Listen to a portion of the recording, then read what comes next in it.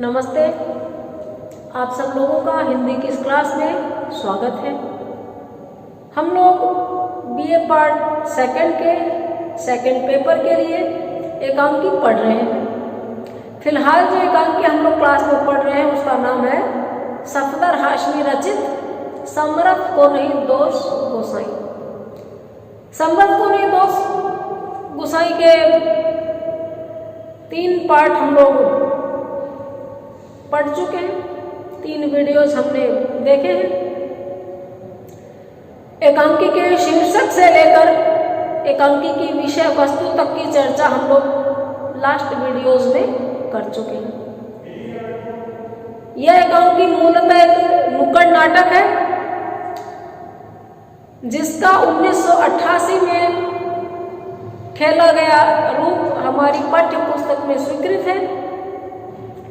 एकांकी अलग अलग नाट्य मंडलियों द्वारा 1600 से अधिक बार मंचित हो चुका है। इस एकांकी के माध्यम से किसी भी देश में व्यवस्था को अव्यवस्थित करने वाले तंत्रों पर बात की गई है। बहुत ही साफ लहजे में देश को घुन बनकर खाने वाले, जोंक बनकर चाट जाने वाले मठाधीशों, सत्ताधीशों पर करारा व्यंग्य इस एकांकी में किया गया है। और उस व्यंग्य की मार इतनी करारी थी कि एकांकीकार को अपनी जान से हाथ धोना पड़ा था। न सत्ताओं का चरित्र बदलता है, न सरोकार वाले साहित्यकारों का चरित्र बदलता है, न सामाजिक कार्यकर्ताओं का चरित्र बदलता है। दमन करने वाले दमन करते रहते हैं और उस दमन की खिलाफत करने वाले खिलाफत करते रहते हैं और परिवर्तन होता है। पूंजीवाद से साम्यवाद का सफर भी तय होता है। रास्ता लंबा और कठिन जरूर है लेकिन अंतहीन नहीं है। हार मानकर यथास्थिति को स्वीकार कर लेने वाले यथास्थितिवादियों के लिए ये एकांकी गले से नहीं उतरेगा। जो परिवर्तन की चाह रखते हैं, जो बदलाव के लिए जीते मरते हैं, उनको इस एकांकी से ऑक्सीजन मिलेगा, ऊर्जा मिलेगी, हौसला मिलेगा। एकांकी में जमूरा लाला जी को सम्मोहित कर बेहोश कर अनाज का बोरा, राशन का बोरा उसके चंगुल से छुड़ा कर लाता है। जो अनाज खेतों में पैदा होता है, धरती और मेघ के प्रणय का प्रतीक, किसानों की मेहनत का प्रतीक, उसको वो अंधेरे बंद गोदामों में पैक रखते हैं। इवन उचित लाभ न मिलने पर सड़ाते हैं। लाखों करोड़ों लोग जहां भूखे मरते हैं वहां हजारों टन अनाज गोदामों में पड़ा सड़ता है। बाहर भंडारण के अभाव में सड़ता है। वो अनाज का बोरा जब आ जाता है जनता के बीच में, दर्शकों के बीच में, तो मदारी राशन के बोरे को अपनी कहानी खुद सुनाने के लिए कहता है और राशन का बोरा अपनी कहानी सुनाता है। हमने सुनी थी, एक खेत में जन्मा था मैं मेहनत की आग से, मेहनत के और धरती के सुंदर सुहाग से। दौलत की इस पकड़ से मैं आजाद रहूंगा, मेहनत की मैं औलाद हूँ, मेहनत की देन हूँ, मेहनत कशों की बस्ती में आबाद रहूंगा। ये हमने पूरी एक कविता, मेहनत कशों का गीत, मेहनत कशों की पैदाइश उस राशन के बोरे के मुंह से सुनी। दरअसल राशन का बोरा नहीं होकर के जीवंत अस्तित्व का प्रतीक बनकर यहाँ दर्शाया गया है। भाव विभोर हो गया मदारी उस गीत को सुनकर।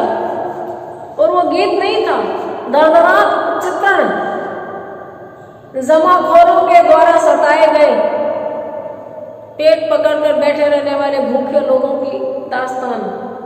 मदारी कहता जमूरे, जमूरा कहता हाँ उस्ताद। मदारी बोलता है बोरे की दुख भरी दास्तान सुनकर मेरी आंखें भर आई है। कहता है कि बोरे की दुख भरी दास्तान सुनकर मदारी की आंखें भर आई।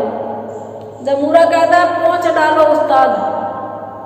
वो दूसरे मकसद से कहता है, लेकिन मदारी को फिर समझ नहीं आती, फिर गुस्सा करता है, कहता है जमूरे क्या बकता है, मतलब आंसू आ रहे तो पोंछ डालो, बदतमीजी करता है। जमूरा कहता है बकता नहीं, कहता हूं, बक नहीं रहा हूं, कह रहा हूं। रोओगे रोओगे तो धुंधला दिखाई देगा, जरूरत है साफ देखने की। हम बोरे की मदद और हिफाजत बहुत सफाई से करनी होगी, इस बोरे की मदद और हिफाजत, नहीं तो तुम रोते रहोगे, बोरा फिर कैद हो जाएगा। बड़ी तार्किक बात, सयानी बात वो कहता है।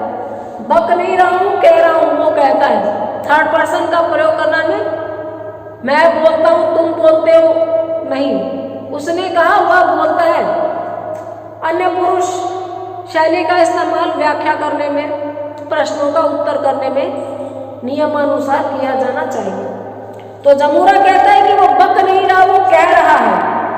और वो कहता है कि अगर रोएगा मदारी तो उसको धुंधला दिखाई देगा, आंखों में आंसू से एक पर्दा आ जाता है, और जब तक हम आंसू पहुंच नहीं दे, पर्दे को हटा नहीं दे, फिर हमें साफ नहीं दिखता।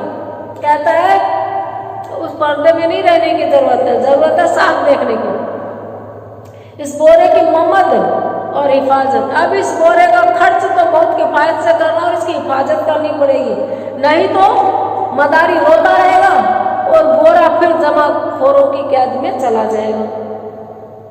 मदारी कहता है हाँ तू ठीक कहता है जमूरे, सही कहता है।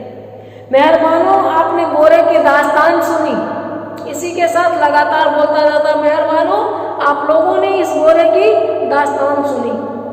अब यह बोरा आपकी हिफाजत, आपकी अदालत में है। ये बोरा मैं आपके सामने प्रस्तुत करता हूँ, ये आपकी अदालत में है, आपकी हिफाजत में। जिस किसी भाई को आटा, चावल, चीनी, नून, तेल किसी चीज की जरूरत हो, आइए मत शर्माइए और अपनी अपनी जरूरत का सामान पाइए, लेकिन अपनी जरूरत से ज्यादा माल न लीजिएगा, नहीं तो इन्हें क्या कहेंगे जमूरे।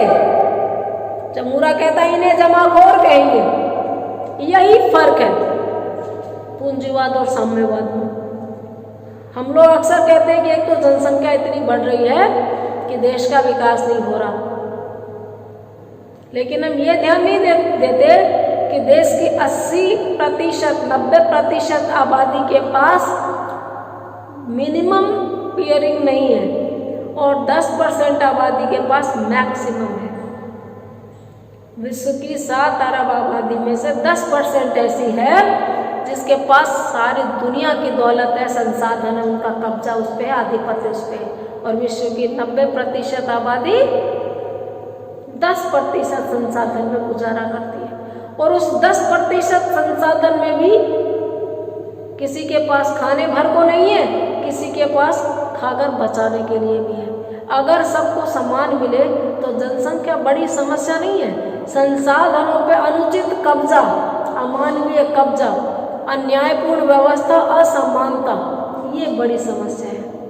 तो जमाखोरों की श्रेणी में पब्लिक को नहीं आने देने के लिए वो कहता है कि आप लोगों की अदालत में ये अनाज आ गया है। अब जिस किसी भाई को आटा, चावल, नून, तेल, चीनी चाहिए अपनी जरूरत के मुताबिक ले जाए, बिल्कुल नहीं शर्माए कि कोई मुझे क्या कहेगा। सब सामान सरकारी, यानी सब सामान राज्य का, सब सामान जनता का, वर्ग विहीन, राज्य विहीन भी। समाज की स्थापना साम्यवाद का उद्देश्य होता है। वर्चस्व, सीमाएं, ये कुछ नहीं, सब ग्लोबल सिटीजन, सबके लिए सब कुछ, जीने योग्य साधन सबके पास हो, अनावश्यक किसी के पास नहीं हो। एक प्रकार का अपरिग्रही भी बनता है इंसान। अपरिग्रह, जमा नहीं करने की प्रवृत्ति अगर सब में हो जाए तो बाकियों को सबको मिलेगा भी। तो कहते हैं कि आप अपनी जरूरत का सामान ले जाइए, बिल्कुल नहीं शर्माइए, लेकिन अपनी जरूरत से ज्यादा माल नहीं लीजिएगा, नहीं तो क्या कहते हैं इनको, जमूरा बताओ। जमूरा कहता है फिर साहब इनको जमाखोर कहेंगे। हाँ तो साहिबान जमाखोर कहलाए जाने से बचिए, हम चले बोरा आपकी हिफाजत में। कहता है साहिबान सबसे खराब शब्दों में से है जमाखोर, आप वो मत बनिए, वो कहलाए जाने से बचिए, अपनी जरूरत का ले लीजिए और हम चलते हैं, हमारा काम हो गया। बोरे को लेकर वो एक चक्कर लगा देता है। अब जमूरा भी कहता है जिस किसी भाई को आटा चावल नून तेल किसी भी चीज की जरूरत हो आए और बोरे में से ले जाए।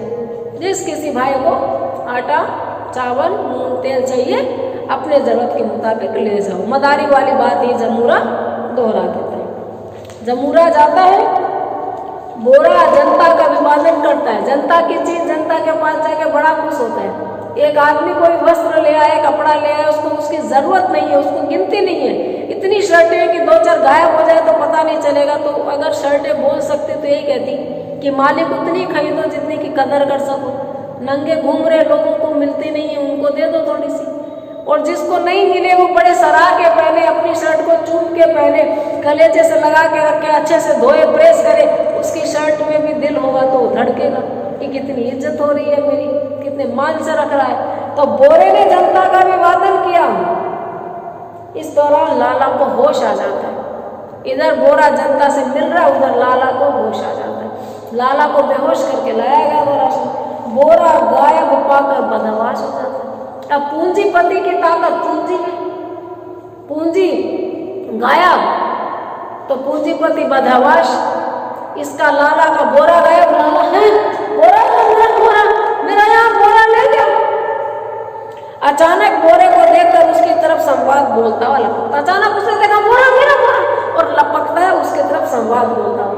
3 बार बोरा बचकर निकलता है। बोरे में चूंकि इंसान है, इंसान को राशन का रोल करना है, तो वो गुलाटी खाता है। लाला उधर हाथ मारता है, उधर पीछे से निकल जाता है, आगे से निकल जाता है, 3 बार बच जाता है। और लाला संवाद पढ़ते क्या आता है, तो मुझे यहाँ घसीट कर ले आए थे मेरे मुनाफे के दुश्मन, मेरे मुनाफे के दुश्मन लोग मुझे घसीट कर यहाँ ले आए। ये मुझे घसीट कर नहीं होना चाहिए, तुझे घसीट कर होना चाहिए। बोरे को घसीट कर ले आए, मैंने तुझे इसलिए 7 तहखानों के अंदर छुपा कर कितना सहेज कर रखा था कि इन भूखे भिखमंगों की नजर तुझ पर ना पड़े। इतना छुपा कर, इतने आराम से, गुप्त रूप से तुझे 7 ताले में तहखाने के भीतर छुपा कर इसलिए रखा था कि ये जो भूखे नंगे घूम रहे ना अनाज के लिए, इनकी नजर तुझ पे नहीं पड़े। इस तरह तू रोज रोज दरवाजे से निकलता रहा तो कीमतें गिर जाएंगी और मैं तो बर्बाद हो जाऊंगा। ये जो जनता तक अनाज पहुंच गया तो अनाज बहुत महंगा कहाँ रहेगा। जब चीज पहुंच में नहीं होती है तो बहुत महंगी होती है, सबकी पहुंच में हो जाए तो वो महंगी नहीं होती है। और इन्हीं लोगों ने पानी और हवा जैसी चीजों को भी पहुंच से बाहर कर दिया। रेत मिट्टी, खनन माफियों ने इनको वो चीजें बना दी जो मुफ्त की मिला करती थी। सारे मुहावरे झूठे कर दिए लोगों ने। मिट्टी की तरह पड़ा है, पानी की तरह पैसा बहा दिया। पानी पैसे देकर खरीदा जाता, ऑक्सीजन मिल रहे पैसे में देकर खरीदने के लिए। इतनी हवा प्रदूषित की किसने करी। गरीब एसी नहीं चलाता, गरीब के पास फ्रिज नहीं है, गरीब कौन से प्रयोग करता है, कौन से इलेक्ट्रिकल्स और इलेक्ट्रॉनिक्स आइटम रखता है। लेकिन बाद में खरीद कर शुद्ध हवा का एक थैला वो नहीं ले सकता, उसके पास कोई उपाय नहीं है। प्रदूषण से सबसे पहले मरेगा गरीब, लेकिन उसने प्रदूषित नहीं किया। वो प्रकृति के सबसे नजदीक होता है, उसके पास रोज कमाने रोज खाने के साधन होते हैं। लेकिन जिन्होंने सब कुछ किया वो अपने लिए पैसों के बल पर सारी सुविधाएं भी जुटा लेते और भले भी बन जाते। एक तो इन गरीबों ने नाक में दम कर रखा। कहता तुम जैसे गरीबों को रोज अनाज मिलने लगा तो फिर अनाज की कीमत गिर जाएगी, और अनाज की कीमत गिर जाएगी तो लाला जी तो बर्बाद हो जाएंगे। लाला जी तो उनकी कीमतों के बल पर ही टिके हुए फीता काटने जाते हैं बड़े बड़े प्रोग्राम्स में। तेरी सेवा के लिए दर्जनों चौकीदार रखे थे कि तू है कि भागे फिर उसके पीछे कि तेरी सेवा के लिए दर्जनों चौकीदार रखे, मतलब बोरे की रखवाली के लिए तो उसने अलग से सिक्योरिटी गार्ड रख रखे। सेवा थोड़ी है कैद में रखने के लिए, किसी को आप कैद में बंद कर लो, मैना को बुलबुल को पिंजरे में बंद कर लो, फिर वो उसके आगे आदमी बिठा दो कि तुम्हारी हिफाजत है, तो उसकी हिफाजत के लिए नहीं, उसको कैद में रखने के लिए। हिफाजत आपकी सत्ता की, आपके ताकत के प्रदर्शन की होती है। तो जो गल्ला, जो राशन तहखाने में कैद होता है, उसके बाद पैरे बिठाए जाते हैं, वो असल में अनाज के पैरे पे नहीं बैठते, वो लाला जी के रसूख के पैरे पे बैठते, उनके दौलत को क्षुण्ण बनाए रखने के पैरे पे बैठते। बोरा जवाब देता, हाँ हाँ मैं निकल भागा हूँ उन अंधेरे सीलन भरे गोदामों से जहां तूने मुझे कैद कर रखा था। हाँ मैं निकल भागा हूँ उन सीलन भरे गोदामों से जहां तूने मुझे कैद कर रखा था। खुली हवा में, प्रकृति की गोद में, मिट्टी में, धूप में, हवा में, सब स्वाद लेकर के उगता है अनाज, और उसको सीलन भरी कोठरी में बंद करते हो, चूहे कुतरते हैं, दवाइयाँ लगा के रखते हो, वहां से वो निकल भागा। मैं तेरी तिजोरियां भरने के लिए नहीं हूँ लाला, मैं नहीं भरूंगा तेरी तिजोरियां, मैं जनता की चीज हूँ, जनता के लिए जा रहा हूँ। लाला गुस्सा हो गया। लाला कहता है, कल तक मेरे इशारे पर दुम हिलाने वाले तेरी ये जरूरत की मुझे ही आंख दिखाते हैं। मेरे इशारे पर दुम हिलाने वाला, यानी अपने पैसे के जोर पे इस गोदाम से उस गोदाम में, उस कोठरी से उस कोठरी में, इस ट्रक से उस ट्रक में लगता रहता था, क्योंकि जोर तो किसका चलेगा, सम्राट को नहीं, दोष गोसाई। पैसे थे, पैसे के बल पर, पैसे हैं तो इसके बल पे यह अनाज बेचारा खाना बदोश बना हुआ है, इस जगह से उस जगह, जहां जड़ों में था, जहां निपजा था, उपजा था, उन जड़ों से तो कट गया, उन लोगों के तो हाथ से निकल गया। तो कहता है कि मेरे इशारे पे दुम मिलाता था, आज जरूरत है कि आंखें दिखाता है। क्या तू भूल गया मेरे चौकीदार बंदूकों से लैस है, और मेरे एक ही इस इशारे पर तुझे रंग से बदरंग कर देंगे। बॉलीवुड की फिल्म का सीन याद आ गया। हीरो बड़ा ईमानदार, वो जाता है किसी स्मगलर को पकड़ने, स्मगलर को उसकी कमजोर नस का पता, उसकी माँ या प्रेमिका या बहन किसी को पकड़ रखा और बोलेगा, देख तू मेरे सबूत के कागज दे, वरना एक इशारे पर तुम्हारी माँ का या बीवी का कत्ल ये कर देगी। असल में कमजोर आदमी किसी और की कमजोरी पकड़ते हैं और इस तरह उसको ब्लैकमेल करते हैं। तो लाला कह रहा है गोरी को कि देख चारों तरफ मेरे आदमी है, पुलिस भी इनके आदमियों में शामिल है। आप देखिएगा कि एक बार बोला नहीं कि रंग से बदरंग, खुद नहीं खा पाऊंगा तो तुझे रहने भी नहीं दूंगा। ये सबसे गलीज परिभाषा है प्रेम की, प्रेम के नाम पर आधिपत्य की। एसिड अटैक में यही होता है, किसी के सामने प्रणय निवेदन किया गया और उसको ठुकरा दिया गया, क्योंकि स्वीकार करने का और अस्वीकार करने का हक तो प्रत्येक व्यक्ति का है। जो दावा कर रहा था प्रेम करने का, वो निवेदन ठुकराए जाने पर तेजाब छिड़क देता है, तू मेरी नहीं होगी तो किसी की नहीं होगी। ये प्रेम थोड़ी होता है। प्रेम में मेरी हो ना हो तुम, लेकिन तुम सुरक्षित रहो, तुम सुखी रहो। लाला जी को अनाज से इतना ही प्रेम है कि मेरे गोदाम में रहेगा जब तक तो बहुत बढ़िया, और मेरे गोदाम में नहीं रहेगा तो मैं रंग से बदरंग कर दूंगा, विस्फोटक से उड़ा देंगे, बिखेर देंगे, किसी के लायक नहीं छोड़ेंगे। ये लोभ है, अधिकार की भावना है, बर्बाद कर देने की प्रवृत्ति प्रेम नहीं होती है। आबाद करना प्रेम होता है, कहीं भी रहे लेकिन सुरक्षित रहे, सुखी रहे, इवन आनंद में रहे, खुश रहे। तो लाला जी का घटिया डायलॉग साबित करता है कि लाला जी को अनाज से प्रेम नहीं है। अनाज से जो ताकत उनको महसूस होती है, जो पैसे उनको मिलते हैं, उसका लोभ है। और वो लोभ उनको नहीं मिले तो किसी को लोभ तो छोड़ो, जरूरत भी पूरी करने लायक ना मिले। धमकी दे चुके हैं। बोरा कहता है मैंने तेरी हकीकत सभी लोगों को बयान कर दी है, तुम मुझे पकड़ोगे उसके पहले तुम्हारे सबूत में सबको सौंप चुका हूँ। अब तुम मुझे मार भी दोगे तो जनता तुम्हारी असलियत जान गई है। कहता है मैंने तेरी हकीकत सभी लोगों को बयान कर दी है, मैं किसी हालत में नहीं लौट सकता, मैं अब यहीं रहूंगा, मैं यहाँ से नहीं जाऊंगा। बोरे ने मना कर दिया जाने से। बोरा कहता है जनता को सब मालूम हो गया है किस तरह उसको मजबूर किया गया तालों में बंद रखने के लिए, अंधेरी सीलन भरी कोठरियों में रहने के लिए। वो जनता की चीज है, जनता के साथ रहेगा। लाला को बहुत गुस्सा आता है, कहता तेरी यह मजाल। पकड़ लेता, लाला घसीट कर बोरे को ले जाता है। बोरा चीखता है, लाला बोरे के ऊपर अकड़ कर बैठ जाता है। लाला बोरे पे बैठ जाता है, बोरा छटपटा रहा है छूटने के लिए। वर्दी पीपल के पास हर कोई रहना चाहता है। लाला योग्य नहीं है उस बोरे के, लेकिन अयोग्यों ने हर उपयोगी वस्तु को अपने नियंत्रण में ले लिया, अपने कब्जे में कर लिया है। लाला ने भी वही किया। लाला जब बैठ जाता है, बोरा चीखता है। मदारी कहता अबे जमूरे सुनी चीख। मदारी और ये तो जा रहे थे जमूरा, अचानक इनको चीख सुनी तो कहता अरे तूने चीख सुनी क्या? बोरे की चीख लग रही है। जमूरा कहता अरे हमारा राशन का बोरा कहाँ गया? हमारा राशन का बोरा था यहाँ, तो वो कहाँ गया?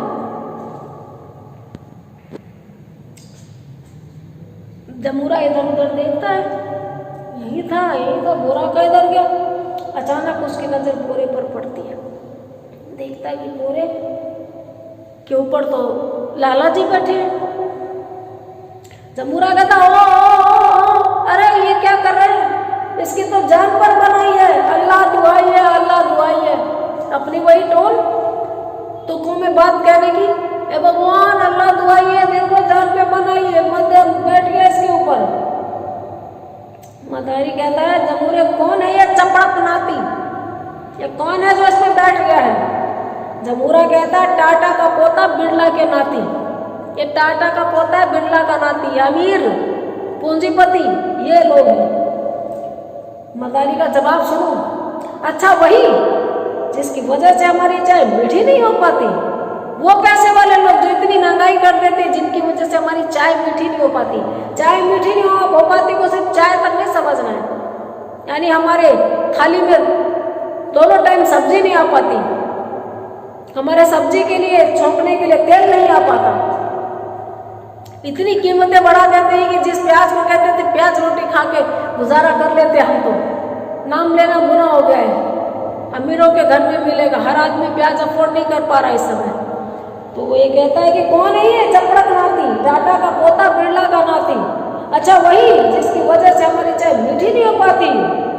जमूरा कहता हाँ, हमारे दुश्मन देश के घाती, जनता के दुश्मन और देश के घाती। देश के दुश्मन, जो जनता क्या है? देश को नक्शे में टंगी हुई चीज तो है नहीं कि यहाँ से यहाँ तक का नक्शा इंडिया है। देश माने देश के रहने वाले। भारत मतलब भारत के 130 करोड़ लोग, उनमें से आधे अगर भूखे हैं, कीमतें कम नहीं हो रही है, जमाखोरों ने बंद कर रखा है, तो जिन लोगों ने ये किया है वो जनता के साथ अपने देश के दुश्मन है। जिस देश की जनता कुपोषित है, जिस देश की जनता वैज्ञानिक रिसर्च करने के बजाय 2 वक्त की रोटी के जाल में जुटी हुई है, जंजाल से निकल नहीं पा रही, उस देश की तरक्की कैसे होगी? तो जो बहुत जमाखोर होते हैं, मुनाफाखोर होते हैं, वो सिर्फ पैसे के यार नहीं होते, वो देश के गद्दार भी होते हैं। आगे काम की कहाँ पहुंचेगा, हम लोग अगले वीडियो में बात करेंगे। तब तक आप लोग अपना ध्यान रखिए, बने रहिए और एक ही उम्मीद है कि देखते रहिए। देखेंगे तो ना सिर्फ सिलेबस पूरा होगा, बल्कि शायद दिमाग के कुछ झाले भी हटे। आप लोगों के साथ जुड़कर अच्छा लगता है। Have a nice day.